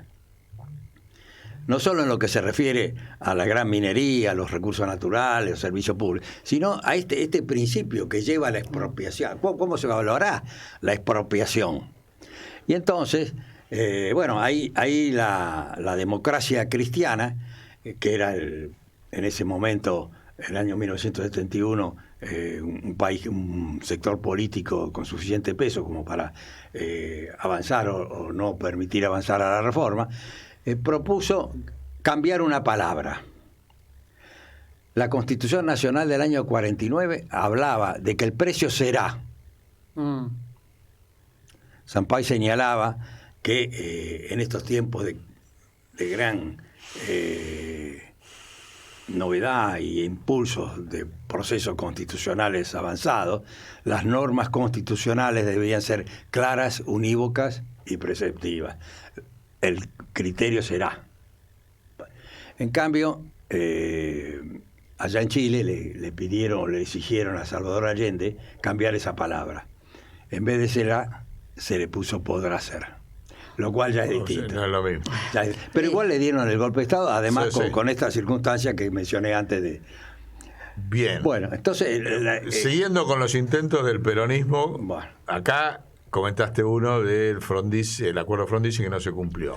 Claro. Después, Claro, el otro es cuando ya en la década del 70, el país estaba en ese importante tiempo histórico de grandes movilizaciones, grandes luchas, que permiten que el presidente Perón acceda por tercera vez a la presidencia de la República. Entonces, 1973. Claro. Bueno, ya había ocurrido lo de la Asamblea del año 57, que por ahí después hablamos de ese tema. Pero en ese momento hay dos concepciones para ver qué pasa con el tema constitucional. Sampay señalaba que ante estas circunstancias de estas inseguridades temáticas en la Constitución, con todas las letras Sampay decía que es imprescindible realizar un plebiscito para que el pueblo sea el que diga cuál es la Constitución que debe regir. O sea, hay relación de referéndum, sí, un plebiscito y Constitución en Sampay. Que en realidad es una figura muy similar. En cambio, Perón señaló la importancia de avanzar hacia una nueva Constitución y se puso en marcha ya en primer lugar por el decreto 1046 en el ámbito de la Secretaría Privada, Secretaría General de la Presidencia de la Nación, una comisión para todo este tema de la Constitución, evaluar, hacer los estudios y demás. O sea, vos decís que Perón tenía, o sea, Sampay quería hacer un referéndum en el 73, sí, y Perón hizo una comisión para trabajar el tema. Claro.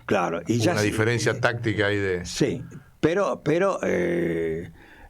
estaba ya en marcha esa cuestión, porque desde la Secretaría General de la Presidencia, que estaba a cargo de Vicente Solano Lima, ya se colocó en la responsabilidad de José Francisco Figuerola, el hijo del Figuerola que estaba en su momento con Perón, y de otro compañero, Alfredo Carela, que avancen con este tema del proyecto constitucional.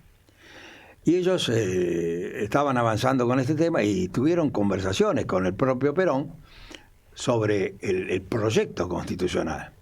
Y así es que se ponía en marcha restablecer los principios básicos de la Constitución Nacional de 1949. Eso formó parte también del proyecto del 73. Sí. Es más, no solo se puso en marcha por esta comisión, sino que Perón desarrolló dos grandes mensajes, hablando de mensajes. El primero fue el 1 de mayo del 74, en la 99 Asamblea Legislativa, en el cual da ese gran mensaje, liberación o dependencia, en donde ya ahí anuncia, entre todos los conceptos importantes que describió, la necesidad de que la Argentina tenga un proyecto nacional. Seamos una nación en sustancia, decía Perón, y no una nación en apariencia que conserva los atributos formales del poder, pero no su esencia. Y ese mensaje del 1 de mayo, luego lo refleja Perón en el libro Modelo Argentino para el Proyecto Nacional. Perón utiliza ahí formalidad y esencia.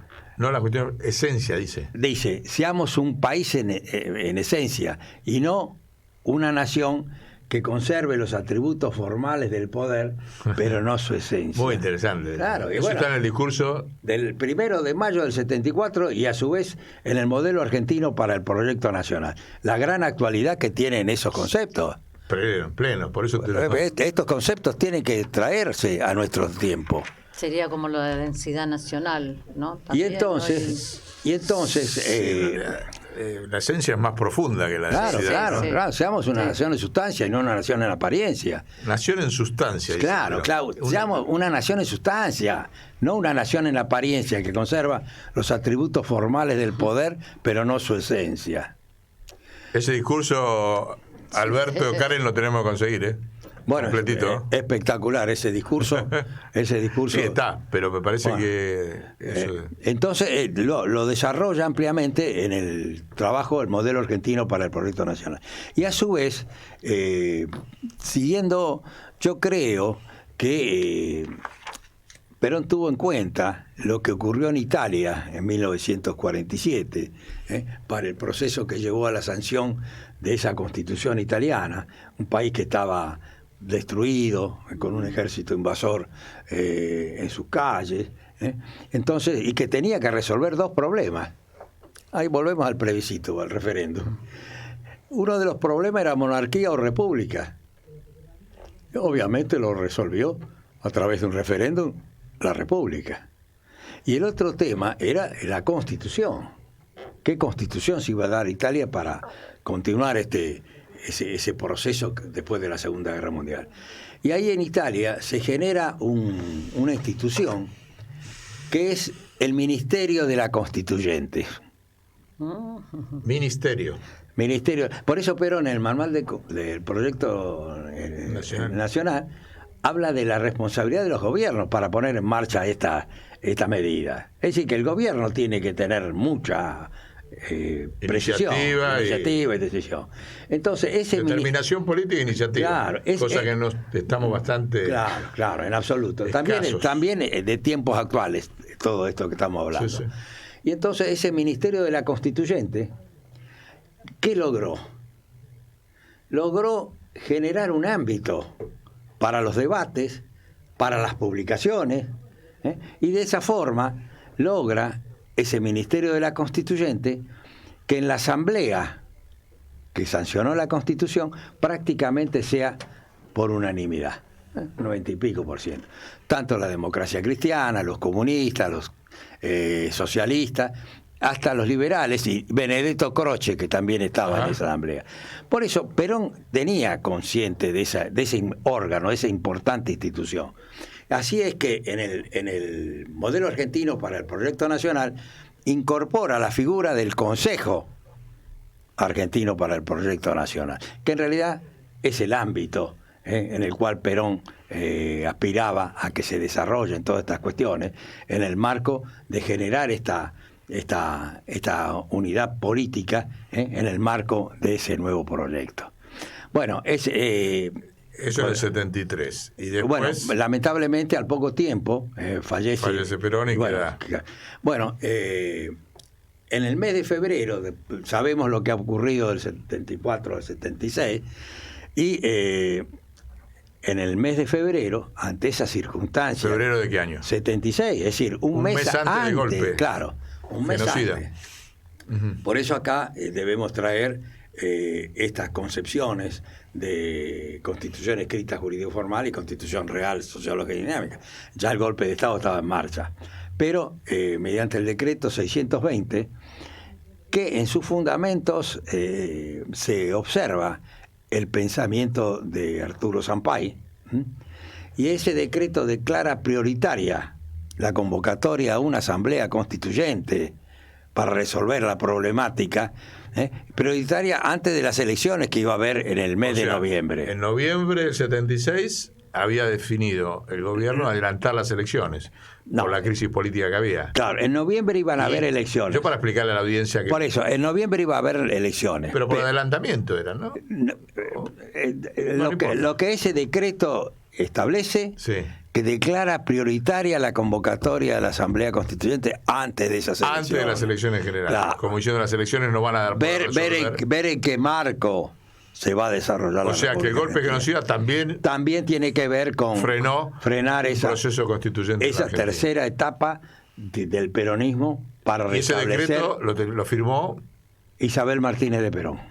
Eso lo vamos a conseguir, el decreto 620/76... Así es. Porque nos parece importante. Fíjate vos que vos acabás... Y es importante lo considerando de ese decreto. Es de gran importancia. Por eso, para poder leerlo completo. Sí. ¿En tus libros no está, no? Bueno, yo lo tengo incorporado. Parcialmente. Sí. Bueno, lo vamos a buscar para poder incorporarlo. Porque vos fijate de que vos venís planteando, de que Evita plantea una constituyente. Isabel Perón plantea una constituyente en el marco de la crisis, y después la tercera mujer que plantea una constituyente, ni bien gana, en el 2012, Cristina, por abajo empieza a sondear porque sabe que el peronismo no quiere una constituyente para que ella tenga otro mandato, pero tampoco quiere una constituyente para volver a la 49. Claro. Entonces se da todo un proceso en los primeros meses del 2012, cuando gana el 2011. Te digo porque nosotros fuimos protagonistas de eso cuando estábamos en la gestión, y había un montón de grupos que impulsaban que con el poder de tener el 54% de los votos, Cristina tenía que llamar a una constituyente para una nueva constitución. Yo Así que creo fíjate que es interesante para las mujeres, Eso para el que digo, feminismo, ¿no? para el feminismo Tres estaba mujeres, pensando, ni siquiera lo levantan, ¿no? El feminismo. es que por ahí bueno. no lo saben, hay que, Claro. ¿no? Esto del decreto que él descubrió, no lo Impresionante. sabíamos. Está borrado totalmente del relato. Entonces, 3 mujeres convocando una constituyente. Claro. ¿Para qué lado iba a salir una constituyente en el Claro. ¿no? Y es de suma importancia porque del 55 para acá, así como decía Evita, que el país ha estado encuadrado, enmarcado en un proyecto constitucional que le vedaba el desarrollo político al país, la Argentina no tuvo este marco constitucional que refleja este proyecto político. Claro. Por tanto, el propio peronismo no contó con el marco constitucional para llevar adelante las políticas, los principios básicos que este proyecto nacional estaba... El problema es que el peronismo de hoy no está agarrando esta bandera. O sea, Bueno. no te lo está agarrando el movimiento obrero organizado. Por ejemplo, te organiza un curso de capacitación en la CGT ahora y no forma parte de la Constitución del 49 de ese curso. Bueno, pero en los 80 hubo una convocatoria. Hubo una convocatoria que se hizo. No, pero yo hoy te digo, en la CGT con el Servicio Ubaldini. de Paz y Justicia, qué sé yo, para hablar de la Constitución del 49 y proponer, no sé. Pero hoy no No está sé. en la agenda de lucha del peronismo. No, claro. Ni de los movimientos feministas. No, claro. Que sería bueno, porque si sí. logramos que se asuma en esos dos sectores, que lo ponga como bandera una nueva constitución. Bueno, voy a comentar una anécdota del año 2014 sobre este tema. Seria, A ver. porque se puso serio. En ese tiempo el presidente de la Cámara de Diputados, Julián Domínguez, tenía estas aspiraciones de rescatar estos principios de la Constitución del año 49. Ajá. Y de alguna manera me convocó y me solicitó que esboce un proyecto para un libro sobre esta temática. Libro que tuvo el prólogo de Julián Domínguez, el prólogo mío y otros textos, un estudio mío. Y a su vez se convocó a una serie de 10 o 15 compañeros. Uno de ellos, Marcelo Cohen, que estaba hoy acá. Ah, mirá. Sí. Bueno, ¿Y se publicó ese libro? Bueno, Sí. a eso iba. Se hizo una edición de 3.000 ejemplares, una edición de primera, encuadernada, con papel de edición. Sí, impresión. Bueno, aquí que en el 2015 vinieron las nuevas autoridades del Congreso Nacional y ese Me libro sorprendió. prácticamente... Mira, está- esto que traes vos, y vamos a terminar un poco esta parte para seguir, hacemos un corte y después seguimos. Me trae, volvemos al principio, digamos, volvemos a este problema de la edición de Vita. Vos sí. estás planteando el tema de, fíjate, un libro importante que sería para debatir, que después deja de circular porque se editan 3.000 ejemplares. En este trabajo de Vita que estamos preparando para Mi Mensaje, uno de los prólogos, uno de los temas que vamos a instalar, ha cumplido 70 años Mi Mensaje. Claro. 70 años. ¿Sabes cuántos libros se editaron en la Argentina en 70 años? No. 7.000 millones de libros se editaron en 70 años. 7.000. Qué bárbaro. ¿Cuántas publicaciones hicieron de Mi Mensaje? Ninguna. 10.000 Ah, clandestinas. Ah. 10.000 libros de Mi Mensaje contra 7.000 millones de libros publicados a lo largo de 70 años. Yo pregunto, ¿por qué el Partido Justicialista no reedita el libro? Hay 6 millones de afiliados. Claro, y la importancia que tiene ese texto. Por eso. Entonces, ¿cómo el pueblo puede llegar a formarse si hay un poder de edición como este que vos acabás de traer también con el tema de la Constitución, que me llevó a esto de Mi Mensaje.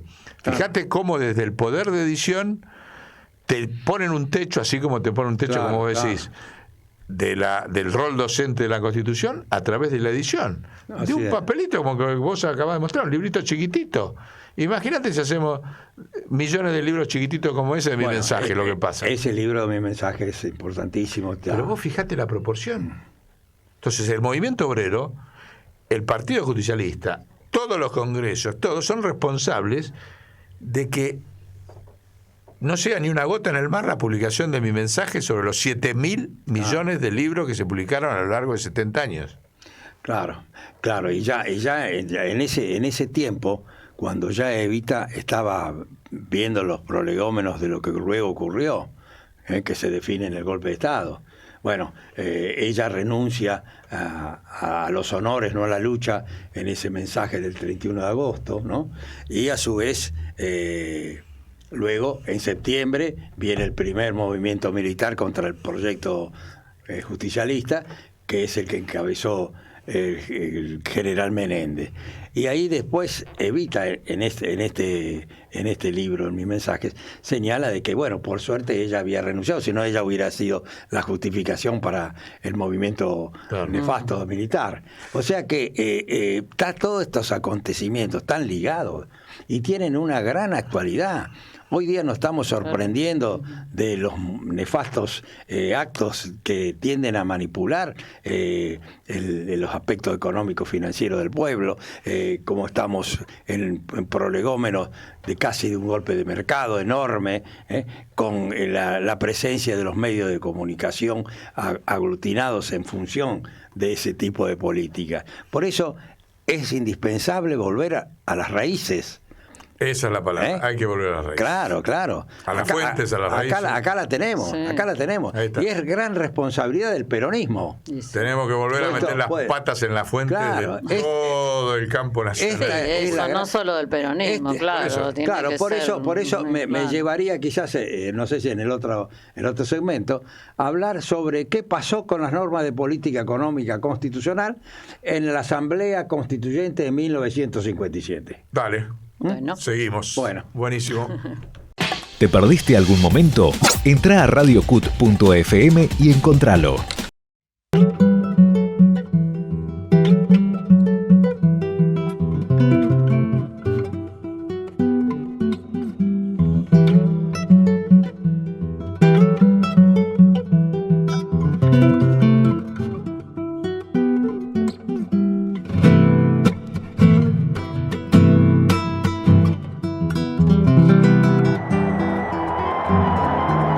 El justicialismo es una nueva filosofía de la vida, simple, práctica, popular.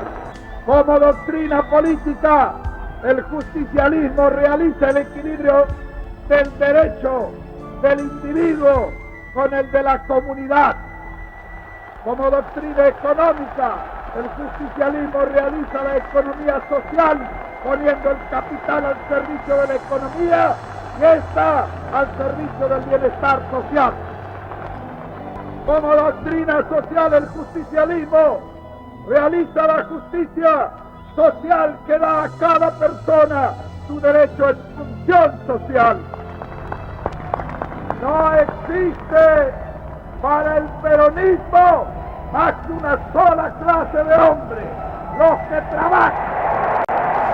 Leo la lista de los convocantes de la Coordinadora por la Reforma Constitucional: Francisco Barba Gutiérrez, la Correjo Regional La Matanza.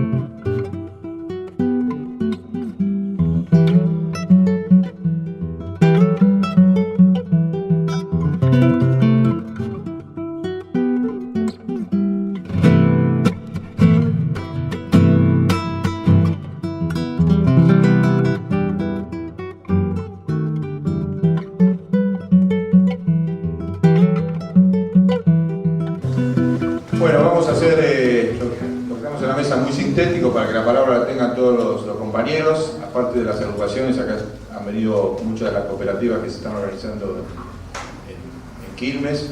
Aparte están, desde luego, los compañeros de La Matanza y los compañeros de Capital, que fundamos la coordinadora de la reforma constitucional. Nosotros queríamos informar rápidamente cómo han evolucionado algunas de las ideas que tiramos cuando empezamos. Por empezar, es importante que que es nuestro tercer encuentro, se haya hecho hoy 27 de abril. Recuerdan que cuando nos encontramos acá el 11 de marzo, que fue por la fecha en que se aprobó la Constitución del 49, nosotros dijimos, bueno, ahí nos descubrimos, gracias a la cátedra ejemplar que nos dio el doctor Cholvis, que el 27 de abril había sido la fecha en que se había derogado esa Constitución, que fue la última Constitución que tuvimos el pueblo con herramientas y derechos realmente revolucionarios. Entonces dijimos, bueno, el 27 de abril, hoy se cumple, no solamente, lo vamos a hacer porque es la fecha en que la derogó la dictadura militar que nació en el 55, derogó esa Constitución. Y entonces como símbolo dijimos, nos vamos a volver a juntar y a encontrar, aunque sea en forma no del todo organizado, no todo lo organizado como hubiésemos querido, porque tuvimos muchas batallas durante estos 45 días, pero cumplimos en mantener esa fecha. Hoy que ellos derogaron la Constitución, nosotros, el pueblo se está volviendo a juntar y con muchas novedades, muchos compañeros del interior que están interesados en sumarse a la coordinadora. También es importante recordar que hoy, recién estábamos hablando con el Barba Gutiérrez, que está yendo al acto que se está haciendo en el Luna Park, con una serie de agrupaciones donde él va a ser expositor, y va a recordar justamente esto mismo que estamos recordando nosotros acá, junto a que se cumple un aniversario del primer gran paro de Saúl Ubaldini y la Comisión de los 25 a la dictadura, el 27 de abril del año 79, o sea que coinciden dos fechas, no lo sabíamos eso de cuando nos autoconvocamos para esta fecha, pero coinciden dos hechos fuertes. Uno, el gran paro del 27 de abril, que fue un golpe muy importante a la dictadura, después los compañeros lo van a recordar, coincide con esta fecha en torno a la Constitución del 49.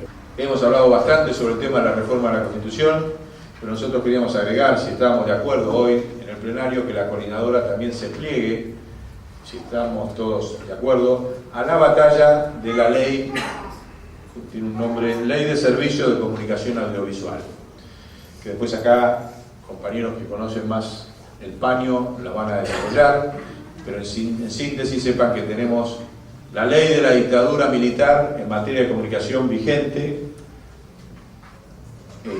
empeorada por la ley de Menem, que permitió la concentración monopólica de los medios de comunicación.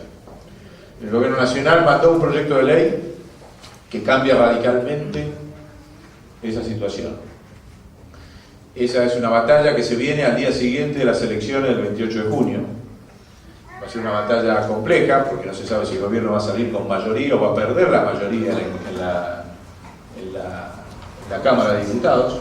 Si pierde la batalla en la Cámara de Diputados, la sanción de esta ley está en nuestra capacidad como pueblo de organizarnos y salir a pelear esta ley.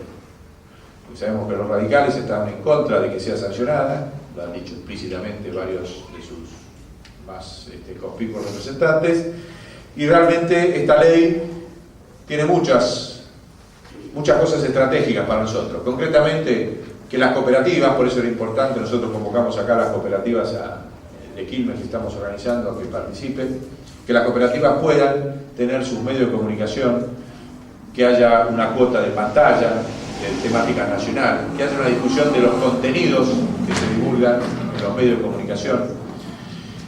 O sea, es una discusión estratégica. Nosotros vivimos todos los días con un bombardeo que lo sufrimos muy sistemáticamente, desde campañas de desinformación, a hacer hincapié en cuestiones que no son las prioritarias para la lucha popular.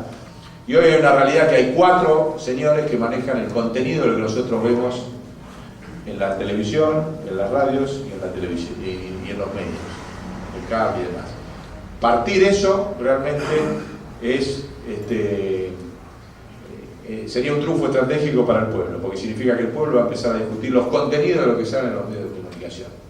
A nosotros nos parecía que era una propuesta 100% positiva del Gobierno Nacional, más allá de la diferencia que tenemos en otros terrenos. En este punto creo que todo el pueblo tiene que confluir, porque si nosotros tenemos los medios, esta discusión, por ejemplo, de la Constitución, la instalamos en una semana. Digamos, en una semana con que los medios puedan, los compañeros que ustedes escuchan acá, como lo escucharon el otro día al doctor Cholvis, a Suárez, a todo el resto de los compañeros que conocen el tema, hablando en los medios de comunicación, yo les aseguro que cambiamos los ejes del debate nacional y logramos un triunfo estratégico para poder cambiar la Constitución, que como ya lo hemos visto, sin ese cambio de Constitución tenemos un montón de derechos proscriptos por esta Constitución del 94 que ya es obsoleta. Nosotros tenemos varias ideas y nos gustaría realmente poder presentarlas. El intendente Gutiérrez, el Barba, está de acuerdo en que si nosotros elaboramos una propuesta bien contundente, él acompaña con su firma, junto con la coordinadora, la propuesta formal a los organismos del Poder Ejecutivo para que sean tenidos en cuenta. El tema de la Constitución, no sé si ustedes lo habrán visto, se siguió instalando por muchos lados, en distintos niveles, hasta el Congreso de la Nación hizo la semana pasada con el compañero Galazo, no sé quién estaba, algunas autoridades del Congreso, hicieron un homenaje, pero no avanzaron en la idea de reformar la Constitución. Pero bueno, nosotros hemos tenido un compañero que quieren que vayamos a Paraná, quieren bajar de Misiones y de Corrientes a Paraná y hacer ahí un encuentro para sumarse a la coordinadora. Nos lo han planteado ya en firme. También hay compañeros de Pergamino que están interesados en hacer ahí una coordinadora para apoyar, sumarse a la coordinadora nuestra de la reforma constitucional. Podemos hacer un aporte estratégico, porque por ejemplo el proyecto que vimos de ley no dice que los contenidos de la programación se discutan todos los años. Y nosotros creemos que una de las cosas que podemos aportar, así como estamos planteando la discusión de los presupuestos en materia popular, de los presupuestos de Estado, creemos que la discusión de los contenidos tiene que tener un mecanismo de participación popular anual. O sea, todas las cooperativas, todas las organizaciones tienen que discutir en lo que se va a difundir en los medios anualmente. Y plantea así una cuestión de un porcentaje de contenidos nacionales, de porcentaje de pantalla que tiene que estar con contenidos nacionales, pero no plantea la calidad de esos contenidos. O sea, ¿de qué queremos hablar? ¿De qué hay que hablar este año? En términos nacionales. ¿Quién lo va a definir eso? El pueblo tiene que participar anualmente en un programa de contenidos y tiene que haber cuotas de contenidos bien plurales, bien diversos en la programación. ¿Qué? ¿La gasolina en Bolivia no sube de precio y ni siquiera ahora con la guerra Ucrania-Rusia? ¡Qué loco! Porque en Ecuador se disparó 30%, en Argentina 18%, en Chile 40%, en Brasil 49%, en Paraguay 59%, Perú 64% y ni hablar de Uruguay, 84% de incremento y Bolivia 0%. ¿Crees que es magia? ¡No! Es gracias al modelo económico boliviano que piensa en el bienestar de la gente y cuida tu bolsillo. El Estado hace muchos esfuerzos para que el precio de la gasolina se mantenga estable y nuestra plata no se entre al tanque de nuestro auto. ¡Ah! Tengo una presentación. ¡Chao! Estamos creciendo con estabilidad. Ministerio de Economía y Finanzas Públicas. Esta empresa es dueña del mundo y ni siquiera la conoces. Se llama BlackRock. Según ellos, son gestores de inversiones, pero son mucho, mucho más que eso. Son dueños de los medios, las farmacéuticas, comida, moda, tecnología, petróleo, minas, bancos, energía, bienes raíces, criptomonedas, armas, Disney, Google, Twitter, Coca-Cola, Pepsi, Amazon, Facebook, seguros, pensiones, pornografía, drogas y en algunos casos, los gobiernos. BlackRock tiene más de $10 billones en activos. Y no lo estoy diciendo en inglés. En inglés serían 10 trillones. Esto quiere decir que si BlackRock fuera un país, sería el tercero más rico en todo el mundo después de Estados Unidos y China. BlackRock es dueño del 10% de todas las acciones del mundo. Este es su fundador, Robert S. Capito, y este es su CEO, Larry Fink, alias Mr. Fix. BlackRock desarrolló un sistema llamado Aladdin, el cual es capaz de predecir con precisión recesiones, tendencias, altas y bajas en el mercado y miles de datos más. ¿Cómo? A través de ti, ya que todo lo que consumes y compras en parte perteneció a BlackRock. Saben en lo que gastas y por qué. Indirectamente, por ejemplo, contribuimos a la destrucción del Amazonas. En el 2008, la Reserva Federal de Estados Unidos contrató a BlackRock para manejar sus inversiones. Sí, inversiones del gobierno para pensiones, hipotecas, créditos y seguros. Pero piénsalo más a fondo. ¿Qué pasa cuando una sola persona tiene el poder? ¿Quién controla los medios, las noticias que ves, las medicinas que te venden, la comida que comes, los teléfonos que compras, la ropa que usas? Cuando te digo que son dueños de todo, es todo. Todas estas empresas de aquí son gestionadas por BlackRock. Investigan. Y sí, Larry no es el CEO de ninguna de estas empresas, pero para tomar decisiones deben de consultar con su mayor inversión, o sea, Larry. Y si no me crees, ¿por qué nunca habías oído hablar de BlackRock? Fácil, tienen inversiones en el 90% de los medios de comunicación. En el 2021, BlackRock entró al mercado chino a trabajar con compañías como Hikvision. Es una compañía de seguridad y comunicación que permite identificar la identidad y datos de casi cualquier persona a través del reconocimiento facial. Van a tener aún más información de la que ya tienen con el poderío de los bancos. Hablando de México, el verdadero dueño de Pemex es BlackRock. Y por supuesto que no estuve contento con la propuesta de reactivación de refinerías, pero no por ambientalistas, sino porque afectaría a los negocios que desarrollaron gracias a la reforma energética. Reforma hecha a pedido por BlackRock. Hace 2 años intentaron meterse en la construcción de la línea 5 del Tren Maya. Su propuesta fue rechazada, ya que la deuda dejada por intereses sería más alta que el coste de todo el proyecto. Entrar en detalle sería muy extenso, pero piénsalo, BlackRock tiene el poder suficiente para solucionar los problemas sociales de la actualidad, o para impulsarlos. ¿Realmente crees que el top 10 de personas más ricas que te dice Google es la verdad? ¿Realmente podemos confiar en los medios? ¿Sabemos qué es lo que consumimos? ¿Sabemos quién tiene el poder? No lo sé, solo es un tema.